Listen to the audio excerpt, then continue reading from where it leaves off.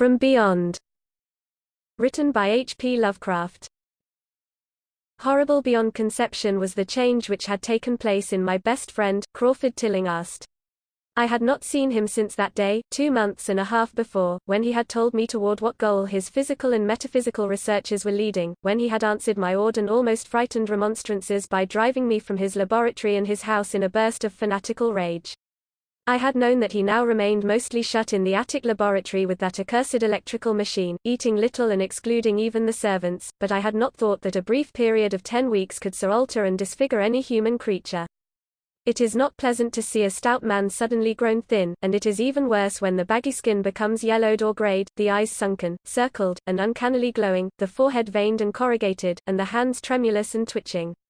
And if added to this there be a repellent unkemptness, a wild disorder of dress, a bushiness of dark hair white at the roots, and an unchecked growth of pure white beard on a face once clean-shaven, the cumulative effect is quite shocking.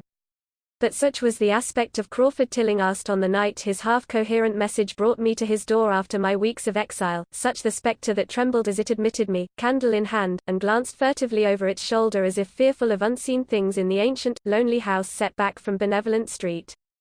That Crawford Tillinghast should ever have studied science and philosophy was a mistake. These things should be left to the frigid and impersonal investigator, for they offer two equally tragic alternatives to the man of feeling and action: despair if he fail in his quest, and terrors unutterable and unimaginable if he succeed.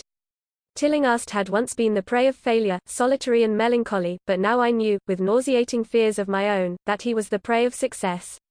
I had indeed warned him 10 weeks before, when he burst forth with his tale of what he felt himself about to discover.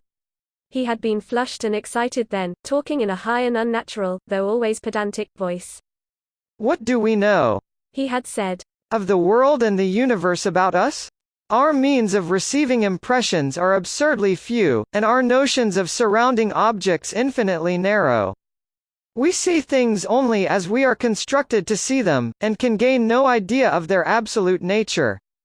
With 5 feeble senses we pretend to comprehend the boundlessly complex cosmos, yet other beings with a wider, stronger, or different range of senses might not only see very differently the things we see, but might see and study whole worlds of matter, energy, and life which lie close at hand yet can never be detected with the senses we have. I have always believed that such strange, inaccessible worlds exist at our very elbows, and now I believe I have found a way to break down the barriers. I am not joking.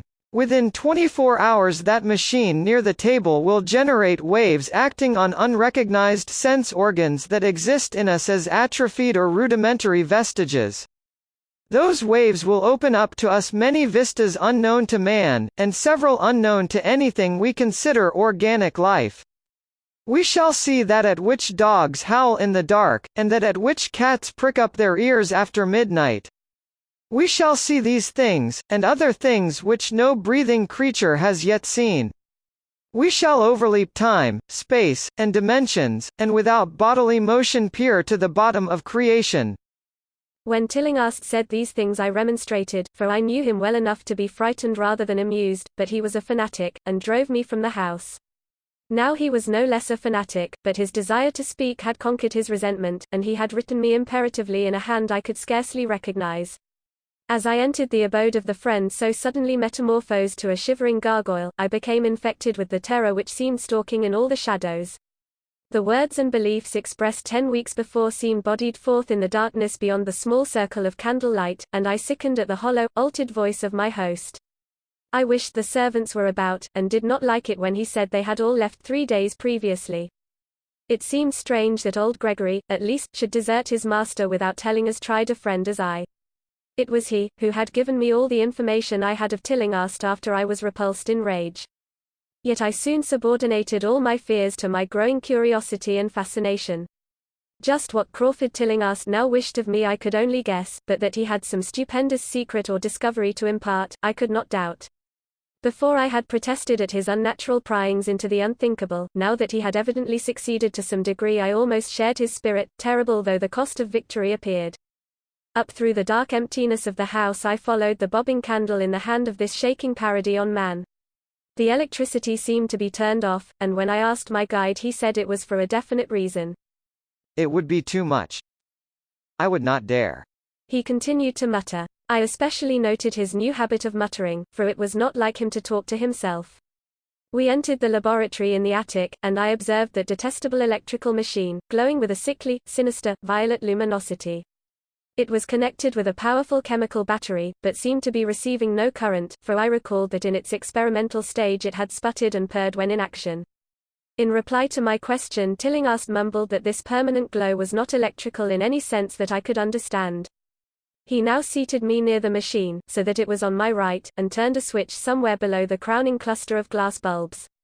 The usual sputtering began, turned to a whine, and terminated in a drone so soft as to suggest a return to silence.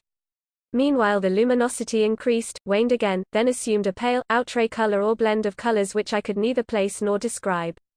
Tillinghast had been watching me, and noted my puzzled expression. Do you know what that is? He whispered. That is ultraviolet. He chuckled oddly at my surprise. You thought ultraviolet was invisible, and so it is. But you can see that and many other invisible things now. Listen to me. The waves from that thing are waking 1,000 sleeping senses in us, senses which we inherit from eons of evolution from the state of detached electrons to the state of organic humanity.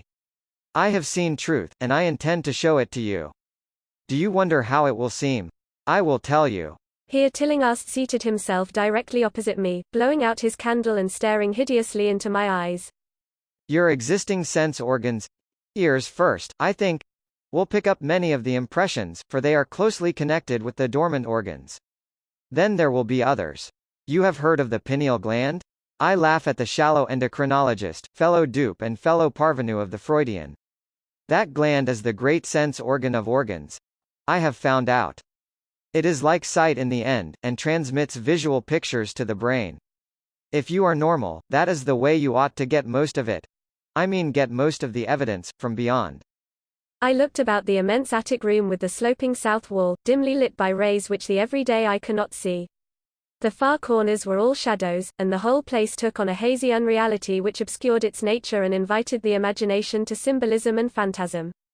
During the interval that Tillinghast was silent, I fancied myself in some vast and incredible temple of long-dead gods, some vague edifice of innumerable black stone columns reaching up from a floor of damp slabs to a cloudy height beyond the range of my vision. The picture was very vivid for a while, but gradually gave way to a more horrible conception, that of utter, absolute solitude in infinite, sightless, soundless space. There seemed to be a void, and nothing more, and I felt a childish fear which prompted me to draw from my hip pocket the revolver I always carried after dark since the night I was held up in East Providence. Then, from the farthermost regions of remoteness, the sound softly glided into existence. It was infinitely faint, subtly vibrant, and unmistakably musical, but held a quality of surpassing wildness which made its impact feel like a delicate torture of my whole body. I felt sensations like those one feels when accidentally scratching ground glass. Simultaneously there developed something like a cold draft, which apparently swept past me from the direction of the distant sound. As I waited breathlessly, I perceived that both sound and wind were increasing, the effect being to give me an odd notion of myself as tied to a pair of rails in the path of a gigantic approaching locomotive. I began to speak to Tillinghast, and as I did so all the unusual impressions abruptly vanished. I saw only the man, the glowing machine, and the dim apartment. Tillinghast was grinning repulsively at the revolver which I had almost unconsciously drawn, but from his expression I was sure he had seen and heard as much as I, if not a great deal more. I whispered what I had experienced, and he bade me to remain as quiet and receptive as possible. Don't move, he cautioned. For in these rays we are able to be seen as well as to see. I told you the servants left, but I didn't tell you how. It was that thick-witted housekeeper. She turned on the lights downstairs after I had warned her not to, and the wires picked up sympathetic vibrations. It must have been frightful. I could hear the screams up here in spite of all I was seeing and hearing from another direction, and later it was rather awful to find those empty heaps of clothes around the house. Mrs. Updike's clothes were close to the front hall switch. That's how I know she did it. It got them all. But so long as we don't move we're fairly safe. Remember, we're dealing with a hideous world in which we are practically helpless. Keep still. The combined shock of the revelation and of the abrupt command gave me a kind of paralysis, and in my terror my mind again opened to the impressions coming from what Tillinghast called beyond. I was now in a vortex of sound and motion, with confused pictures before my eyes. I saw the blurred outlines of the room, but from some point in space there seemed to be pouring a seething column of unrecognizable shapes or clouds, penetrating the solid roof at a point ahead and to the right of me. Then I glimpsed the temple-like effect again, but this time the pillars reached up into an aerial ocean of light, which sent down one blinding beam along the path of the cloudy column I had seen before. After that the scene was almost wholly kaleidoscopic, and in the jumble of sights, sounds, and unidentified sense impressions I felt that I was about to dissolve or in some way lose the solid form. One definite flash I shall always remember. I seemed for an instant to behold a patch of strange night sky filled with shining, revolving spheres, and as it receded I saw that the glowing suns formed a constellation or galaxy of settled shape, this shape being the distorted face of Crawford Tillinghast. At another time I felt the huge animate things brushing past me and occasionally walking or drifting through my supposedly solid body, and thought I saw Tillinghast look at them as though his better trained senses could catch them visually. I recalled what he had said of the pineal gland, and wondered what he saw with this preternatural eye. Suddenly I myself became possessed of a kind of augmented sight. Over and above the luminous and shadowy chaos arose a picture which, though vague, held the elements of consistency and permanence. It was indeed somewhat familiar, for the unusual part was superimposed upon the usual terrestrial scene much as a cinema view may be thrown upon the painted curtain of a theatre. I saw the attic laboratory, the electrical machine, and the unsightly form of Tillinghast opposite me, but of all the space unoccupied by familiar material objects not one particle was vacant. Indescribable shapes both alive and otherwise were mixed in disgusting disarray, and close to every known thing were whole worlds of alien, unknown entities. It likewise seemed that all the known things entered into the composition of other unknown things, and vice versa. Foremost among the living objects were great inky, jellyish monstrosities which flabbily quivered in harmony with the vibrations from the machine. They were present in loathsome profusion, and I saw to my horror that they overlapped, that they were semi-fluid and capable of passing through one another and through what we know as solids. These things were never still, but seemed ever floating about with some malignant purpose. Sometimes they appeared to devour one another, the attacker launching itself at its victim and instantaneously obliterating the latter from sight. Shudderingly I felt that I knew what had obliterated the unfortunate servants, and could not exclude the things from my mind as I strove to observe other properties of the newly visible world that lies unseen around us. But Tillinghast had been watching me, and was speaking. You see them, you see them, you see the things that float and flop about you and through you every moment of your life? You see the creatures that form what men call the pure air and the blue sky. Have I not succeeded in breaking down the barrier? Have I not shown you worlds that no other living men have seen? I heard him scream through the horrible chaos, and looked at the wild face thrust so offensively close to mine. His eyes were pits of flame, and they glared at me with what I now saw was overwhelming hatred. The machine droned detestably. You think those floundering things wiped out the servants? Fool, they are harmless. But the servants are gone, aren't they? You tried to stop me, you discouraged me when I needed every drop of encouragement I could get, you were afraid of the cosmic truth, you damned coward, but now I've got you. What swept up the servants? What made them scream so loud? Don't know, eh? You'll know soon enough. Look at me. Listen to what I say. Do you suppose there are really any such things as time and magnitude? Do you fancy there are such things as form or matter? I tell you, I have struck depths that your little brain can't picture. I have seen beyond the bounds of infinity and drawn down demons from the stars. I have harnessed the shadows that stride from world to sow death and madness. Space belongs to me, do you hear? Things are hunting me now. The things that devour and dissolve. But I know how to elude them. It is you they will get. As they got the servants. Stirring, dear sir? I told you it was dangerous to move. I have saved you so far by telling you to keep still. Saved you to see more sights and to listen to me.